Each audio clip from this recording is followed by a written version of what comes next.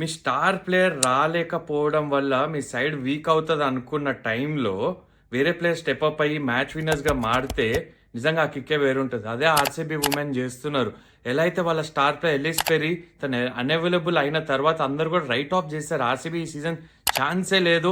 స్మృతి మందన మీద డిపెండ్ అవుతారు అని చాలామంది అన్నారు. కానీ స్మృతి మందన రన్స్ చేసింది. కానీ వేరే ప్లేయర్స్ ఎలా అయితే రన్స్ చేశారో Nadine de Klerk with the bat and ball, Grace Harris with the bat ఓపెనింగ్లో ఆ స్టార్ట్స్ అందిస్తుంది.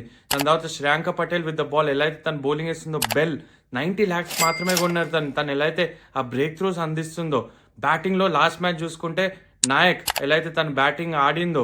సో ఇదంతా కూడా పాజిటివ్స్ ఏంటంటే ఆర్సీబీకి not just the star players, కానీ అందరూ కూడా contribution, Radha Yadav contribution, Richa Ghosh contribution ఇవన్నీ కూడా మర్చిపోలేరు.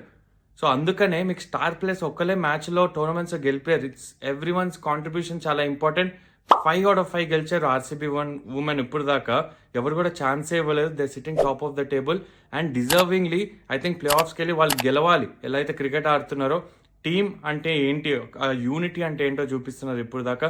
Lesson to learn definitely.